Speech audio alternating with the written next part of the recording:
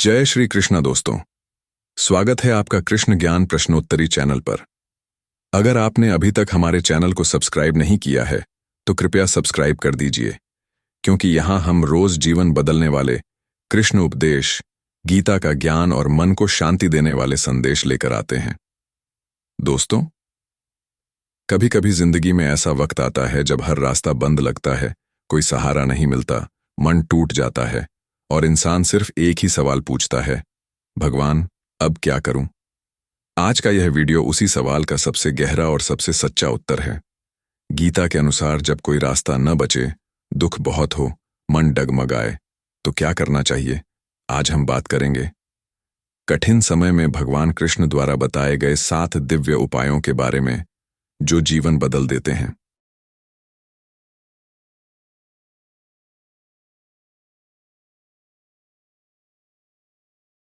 दोस्तों, जीवन एक लंबी यात्रा है। कभी कभी यह यात्रा बहुत सुंदर होती है और कभी कभी इतनी कठिन कि इंसान को लगता है जैसे वह एक अंधेरी सुरंग में खड़ा है, जहां न आगे कुछ दिखता है, न बगल में कोई सहारा और न पीछे लौटने का कोई रास्ता। हर इंसान के जीवन में एक ऐसा समय आता है जब वह पूरी कोशिश कर लेता है, हर उपाय कर लेता है, लेकिन फिर भी कुछ भी ठीक नहीं होता। न काम बनता है, न रिश्ते संभलते हैं, न पैसा आता है, न शांति मिलती है। मन टूटने लगता है और यही सवाल उठता है, अब आगे क्या? ऐसा क्यों हो रहा है? भगवान मुझे किस ओर ले जा रहे हैं? लेकिन गीता के अनुसार जब रास्ता नहीं दिखता, तभी ईश्वर का रास्ता बनना शुरू होता है। अब समझिए इसका गहरा अर्थ। 1. रास्ता न दिखना असफलता नहीं, ईश्वरीय संकेत है। हम अक्सर सोचते हैं कि जब हमारी योजनाएं टूट जाए, हमारी कोशिशें बेकार हो जाएं या हालात खराब हो जाए, तो इसका मतलब है कि हम हार गए। लेकिन सच इसका उल्टा है। जीवन में कभी कभी पुराने रास्ते इसलिए बंद हो जाते हैं क्योंकि वे आपको उस जगह नहीं पहुंचा सकते जहां ईश्वर आपको ले जाना चाहते हैं।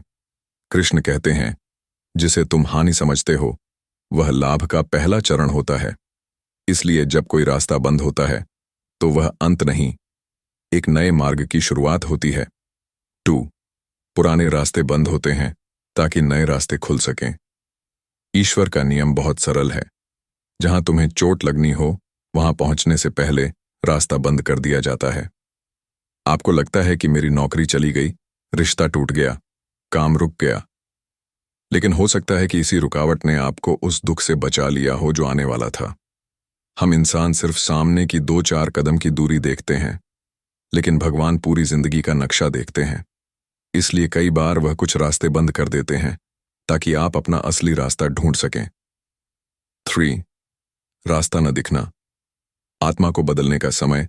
जब हर दिशा बंद दिखने लगती है, यह संकेत है कि समस्या बाहर नहीं बल्कि समाधान भीतर है। उस समय ईश्वर आपको भीतर से बदल रहे होते हैं। आपका धैर्य, आपका विश्वास, आपका विवेक, आपकी आत्मशक्ति, आपका सोचने का तरीका मरम्मत तब होती है जब रास्ता रुकता है। जीवन आपको रोकता है ताकि आप भीतर झांक सकें और अपने आप को नई ऊंचाइयों के लिए तैयार कर सकें। कृष्ण कहते हैं, परिवर्तन तभी होता है जब मनुष्य रुक जाता है और चिंतन करता है। 4. रास्ता न दिखने का मतलब है कि समय बदल रहा है। आपके जीवन में कुछ बड़ा बदलने वाला होता है, लेकिन बड़े बदलाव हमेशा अस्थिरता से शुरू होते हैं। पहले पुराने दरवाजे बंद होते हैं, फिर प्रतीक्षा का समय आता है, फिर अचानक एक ऐसा रास्ता खुलता है जिसका अंदाजा भी नहीं था। जो आज अंधेरा दिख रहा है, वही कल चमत्कार बनकर खड़ा होता है। हमेशा याद रखिए, दुख हमेशा बदलाव की तैयारी होता है। 5. ईश्वर आपको रोकते हैं जब आप गलत दिशा में हों। बहुत बार हमारा मन एक रास्ते पर अड़ा रहता है, यही चाहिए, यही सही है, यही होना चाहिए। लेकिन मनुष्य जो चाहता है वह हमेशा सही नहीं होता। कई बार हम उस गड्ढे में गिरने लगते हैं जिसे हम देख नहीं पाते, और उसी समय ईश्वर उस रास्ते को बंद कर देते हैं। आप दुखी होते हैं, पर सत्य यह है कि ईश्वर आपको बचा रहे होते हैं।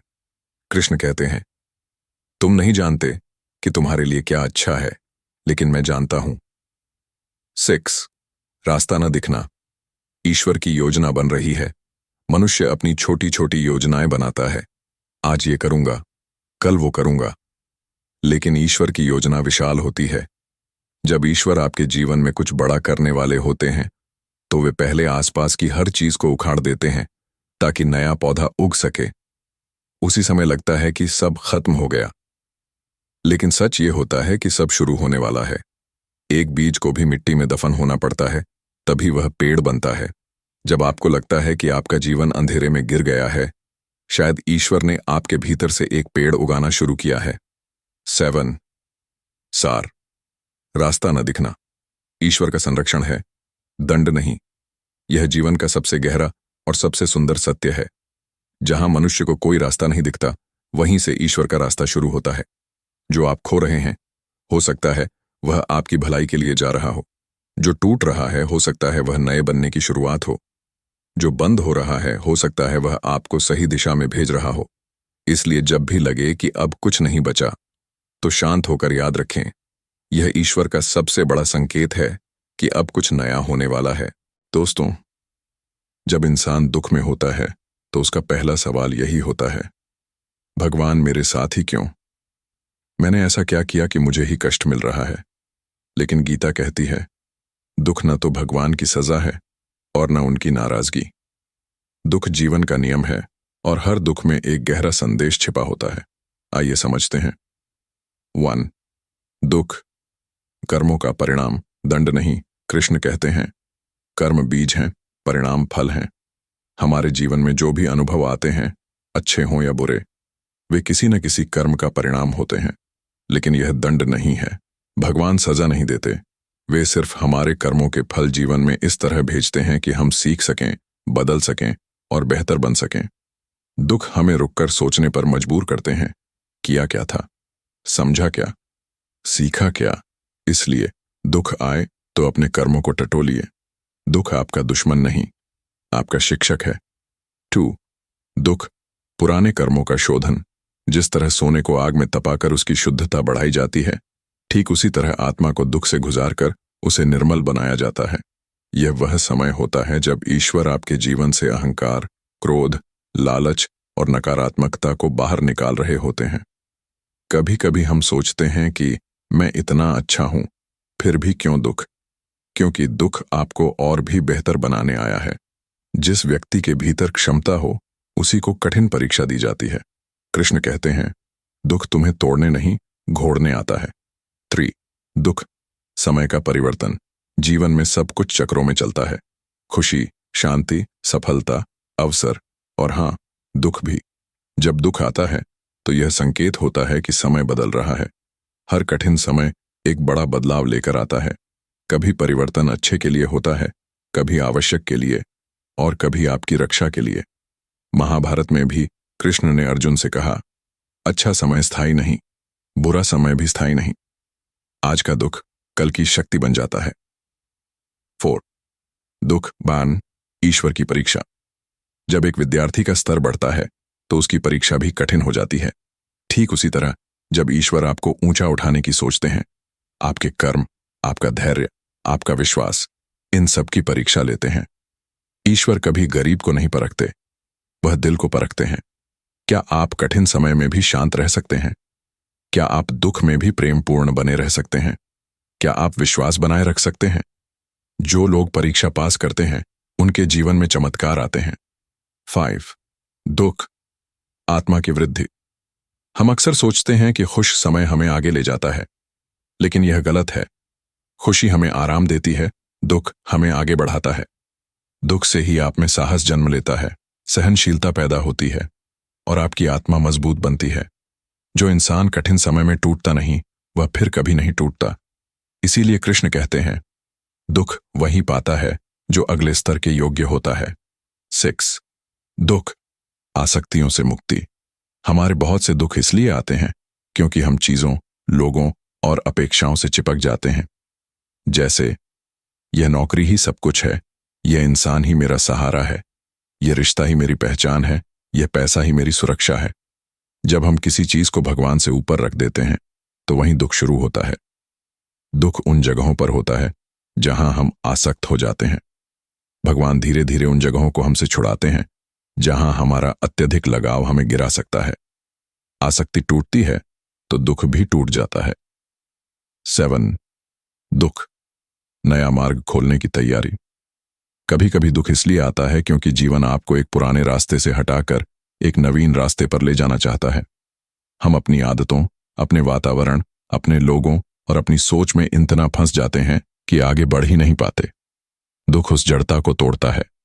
दुख कहता है, अब उठो, बदलने का समय आ गया है। और जब दुख आपको हिलाता है, तभी आप असली दिशा खोजते हैं। 8.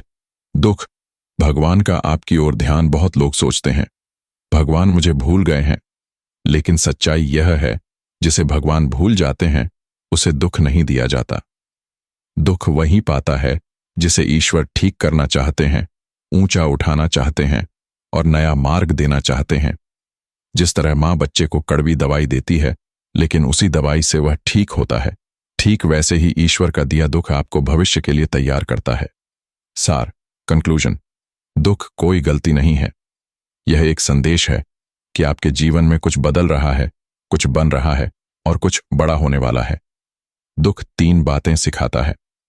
1. तुम अकेले नहीं हो।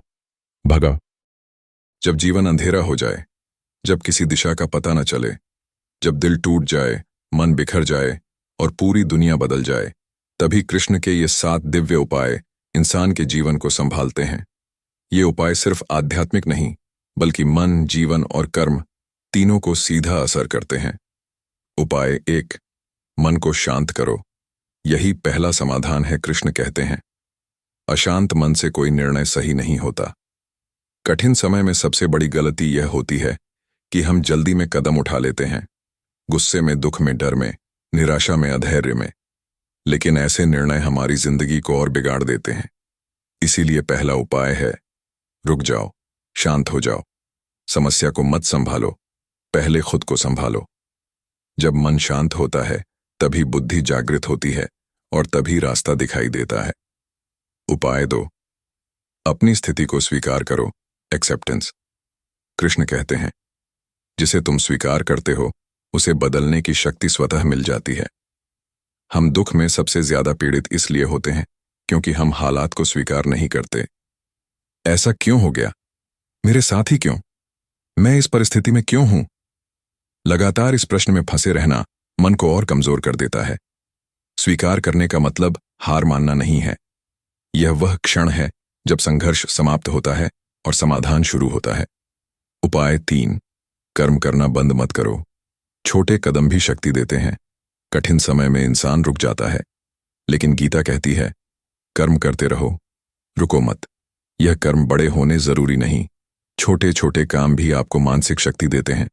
सुबह जल्दी उठना, घर का साधारण काम, थोड़ा लिखना, थोड़ा सीखना, थोड़ा आगे बढ़ना, धीरे धीरे जिंदगी फिर से पटरी पर आने लगती है। कर्म आपको स्थिर रखते हैं, कर्म आपको गिरने से बचाते हैं, कर्म आपको अंधेरे से निकालते हैं। उपाय 4. सही संगति चुनो। कठिन समय में यह वरदान है। कृष्ण अर्जुन से कहते हैं, जैसा संग वैसी बुद्धि। कठिन समय में गलत लोग आपको और गिरा देते हैं। नकारात्मक सोच, डर फैलाना, आपकी कमजोरी पर बात, गलत सलाह। इसलिए जीवन के कठिन समय में अपनी संगति को बेहद सावधानी से चुनिए। सही लोग हिम्मत देते हैं, दिशा देते हैं, समाधान देते हैं और सहारा बनते हैं। कठिन समय में संगति ही सबसे बड़ा वरदान है। उपाय 5. अपने मन की बात भगवान से कहें। ईश्वर से वार्तालाप। कृष्ण कहते हैं, जो मुझसे बात करता है, मैं उसके मन की बात समझ लेता हूं। दुख का सबसे बड़ा कारण यह है कि हम अपने अंदर की पीड़ा किसी से कहते ही नहीं, लेकिन भगवान से की गई बात दिल के बोझ को हल्का कर देती है। आप बस इतना करें, उनके सामने बैठ जाए, मन में जो है सब कह दें, दर्द, शिकायतें, डर, उम्मीद, सब, और अंत में सिर्फ कहें, हे कृष्ण, मेरा हाथ मत छोड़ना, मैं आपको विश्वास दिलाती हूं। मन हल्का होगा और भीतर एक नई शांति जन्म लेगी। उपाय 6. विश्वास बनाए रखो। यही चमत्कार की नींव है। जब जीवन अंधेरा होता है, विश्वास सबसे पहले टूटता है। लेकिन कृष्ण कहते हैं, भरोसा ही वह प्रकाश है जो अंधेरे में तुम्हें गिरने नहीं देता। विश्वास मतलब आप यह मानते हैं कि परिस्थिति कितनी भी कठिन हो, एक उच्च शक्ति आपको देख रही है, सुन रही है और सही समय पर मार्ग दिखाएगी। कठिन समय में विश्वास टॉर्च की तरह होता है।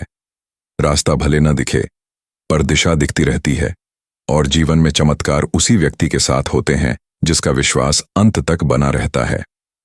उपाय 7, समर्पण। अंतिम और सबसे शक्तिशाली उपाय। कठिन समय में जब कुछ भी नहीं चलता, सब उपाय खत्म हो जाते हैं, तब कृष्ण एक ही बात कहते हैं, अपने आप को मेरे हवाले कर दो। समर्पण का मतलब है चिंता छोड़ देना, भविष्य छोड़ देना, परिणाम छोड़ देना, और बस इतना कहना, हे कृष्ण, जो होगा आपकी इच्छा से होगा, मैं आपके साथ चलूंगा। जब मनुष्य अपनी मर्जी छोड़ देता है, तभी ईश्वर अपनी मर्जी दिखाते हैं। यही वह क्षण होता है जब चमत्कार शुरू होते हैं। सार, कंक्लूजन। कठिन समय में कृष्ण के ये 7 उपाय इंसान को टूटने नहीं देते, बल्कि उसे और मजबूत बनाते हैं। 1. मन को शांत करो। 2. स्थिति को स्वीकार करो। 3. कर्म करना मत छोड़ो। 4. सही संगति चुनो। 5. भगवान से बात करो। 6. विश्वास बनाए रखो। 7. समर्पण करो। जो इंसान इन बातों को अपनाता है, वह कठिन समय से सिर्फ निकलता ही नहीं, बल्कि पहले से 1000 गुना खूबसूरत जीवन में प्रवेश करता है। दोस्तों, जीवन के अंधेरे समय में मनुष्य का सबसे बड़ा दुश्मन कोई और नहीं, उसके अपने विचार बन जाते हैं। ऐसा लगता है कि दुनिया खत्म हो गई, कोई समझने वाला नहीं, और सारे रास्ते बस बंद हो गए हैं।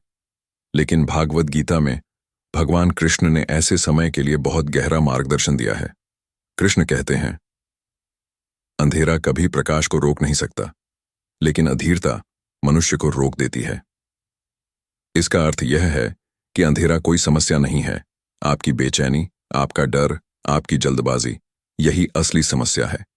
अब जानते हैं कि कृष्ण ऐसे समय में हमें क्या करने को कहते हैं। 1. मन को स्थिर करो। यही पहला समाधान है। कृष्ण का पहला उपदेश बहुत सरल है। जब मन डगमगाए तो कर्म मत बदलो, मन बदलो, श्वास बदलो, ध्यान बदलो, क्योंकि जब मन शांत हो जाता है तभी रास्ता दिखाई देता है। अंधेरे समय में भागना, रोना, शिकायत करना कभी समाधान नहीं बनता। कृष्ण कहते हैं, शांत मन वाला व्यक्ति तूफान में भी रास्ता देख लेता है। 2. जिस पर नियंत्रण हो उसे करो, जिस पर ना हो उसे कृष्ण पर छोड़ दो। अंधेरे समय में सबसे बड़ी गलती क्या होती है? हम उन चीजों पर तनाव लेते हैं जो हमारे नियंत्रण में होती ही नहीं। कृष्ण हमें सिखाते हैं, तुम्हारा अधिकार कर्म पर है, परिणाम पर नहीं। इसलिए जब हालात बिगड़े, अपने कर्म पर फोकस रखो, जितना कर सकते हो उतना करो, अपनी तरफ से ईमानदार रहो, बाकी सब कृष्ण को सौंप दो, क्योंकि जब आप परिणाम पर नियंत्रण छोड़ देते हैं, आपका आधा दुख वहीं खत्म हो जाता है। 3. प्रतीक्षा करना भी एक आध्यात्मिक शक्ति है। आज के समय में लोग सब कुछ तुरंत चाहते हैं, काम भी तुरंत, सफलता भी तुरंत, समाधान भी तुरंत। लेकिन कृष्ण कहते हैं, समय जब तक परिपक्व नहीं होता, परिणाम नहीं मिलता। अंधेरा समय कोई सजा नहीं, यह एक प्रतीक्षा का समय है, जहां ईश्वर पृष्ठभूमि में आपके लिए सही परिस्थिति बना रहे होते हैं। इसलिए कृष्ण कहते हैं, धीरे चलो, पर विश्वास के साथ चलो। 4.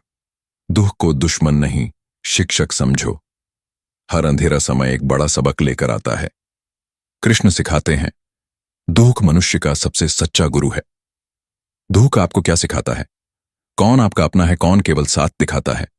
आपकी असली क्षमता क्या है? आप कितना सह सकते हैं? किस दिशा में आपको बदलना है? इंसान वही है जो अंधेरे में भी सीखता है। 5. अपने अंदर दिव्यता जगाओ। अंधेरे समय में मनुष्य बाहर सहारा खोजता है, लोगों में, रिश्तों में, धन में। लेकिन कृष्ण कहते हैं, सहारा बाहर नहीं, भीतर ढूंढो। आपके अंदर ही एक दिव्य शक्ति है, जिसे कृष्ण अंतःकरण का प्रकाश कहते हैं।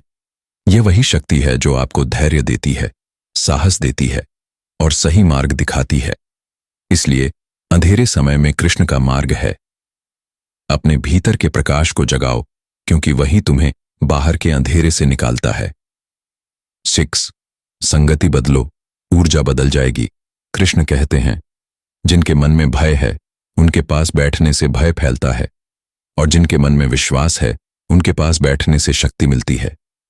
इसलिए अंधेरे समय में नकारात्मक, शिकायत करने वाले, डर फैलाने वाले लोगों से दूर रहें, क्योंकि उनकी ऊर्जा आपको और नीचे खींचती है।